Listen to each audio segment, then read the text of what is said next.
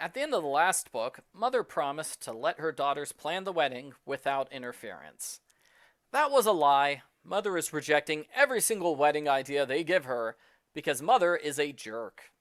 Argo Font Book Review. Argo Font Book Review. The local newspaper runs a joke story about the fact that Hannah has not found any dead bodies recently. Maybe the newspaper guy is psychic, because later that day, Hannah finds a dead body. There's a thunderstorm. Hannah hits the brakes to avoid a branch, her truck fishtails, and she hits a man that she didn't know was there. He dies instantly. It's almost like if Hannah can't find a dead body for her mystery, she will make a dead body for her mystery. Everyone in town makes a huge fuss over the accidental murder because bad news travels fast. Hannah winces when she thinks of that saying, because it's bad grammar. It should be bad news travels quickly. After playing grammar police, Hannah makes pirate cookies for 7 pages. So clearly killing someone has not changed Hannah's priorities in the slightest. There's a scene with Tracy who teaches Hannah about all the newest texting phrases, like LOL, which is laughing out loud, and TC, which is teacher coming. Number 1, TC is not a texting phrase, and number 2, Tracy is 6 years old. She should not be a kid who uses her phone in school. As always, Hannah taste tests new recipes at a restaurant. Doc finishes his autopsy on the stranger. His wounds match perfectly with the indentations on the truck. It's official, Hannah broke the man's neck and killed him. The police show up to arrest Hannah because of course they want to make a huge scene out of arresting the town's most popular citizen. Mike is suspended without pay when he refuses to be part of the charade, and Andrea refuses to talk to her husband again. It's very dramatic, but I can't help but feel this book could have gotten more mileage out of the story. Bill never appears again in the book, and Mike only appears to give plot exposition. I wish they both played a larger role. Hannah's put in holding for the weekend. She quickly gets so bored. There's nothing to do in jail. Mama. Andrea and Mother come to visit. Andrea tries to pull rank, saying she's the wife of the sheriff, so the officers have to do whatever she says. She does the same thing in the courthouse later on. Number 1, Andrea's just being a spoiled brat here. And number 2, she's not talking to her husband. I'm pretty sure that means she can't pull the "my husband is the sheriff" card. Hannah and her family start talking about wedding food. They have 4 recipes for her to try out. I could not believe it when I read this part. Hannah's been arrested for murder, and their main priority is talking about food. This is not at all realistic. It's also unrealistic how Hannah doesn't want to proofread her mother's romance novel. Hannah, you wince when you merely think about bad grammar.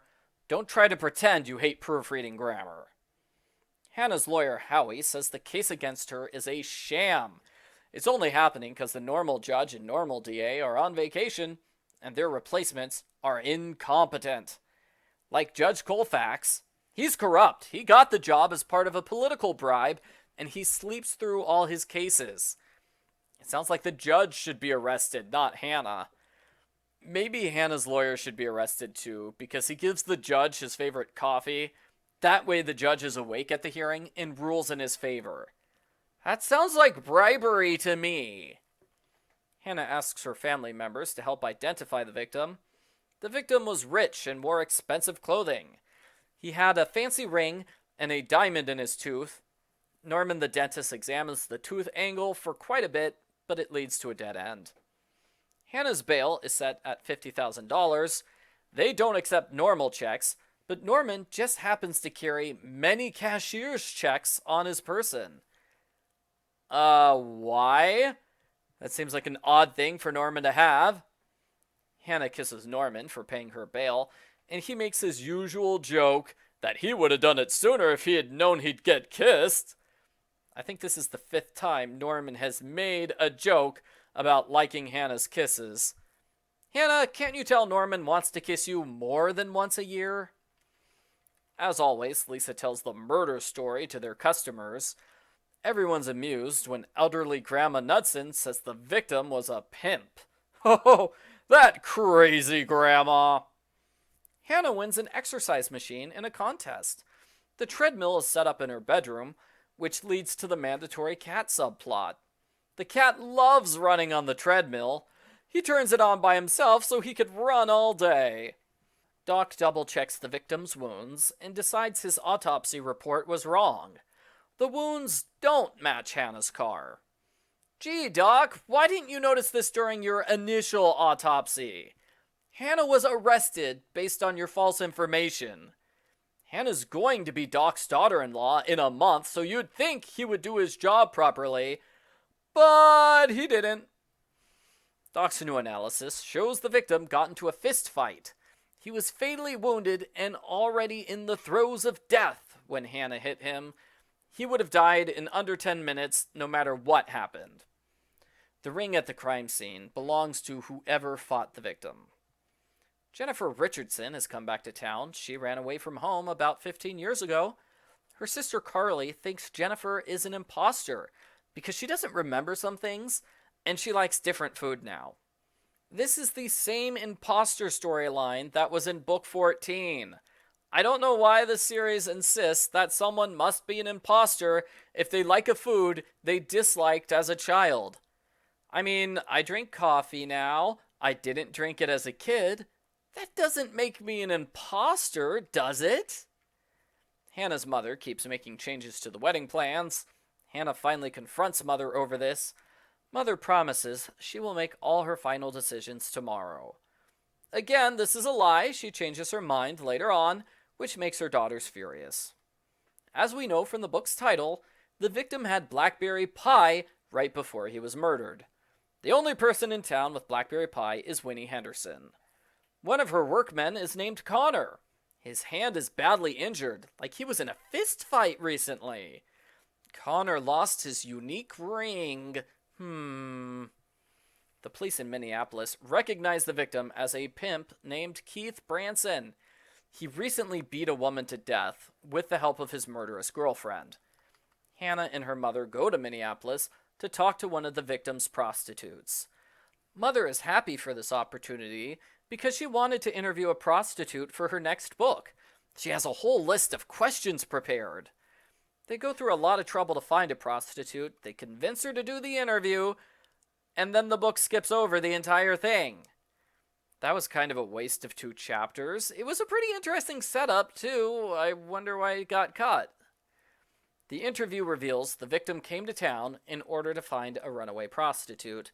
This was around the time fake Jennifer arrived in town. Clearly, the victim came to get her. It's just as clear that Connor's the one who fought with the victim. He was trying to help the runaway escape.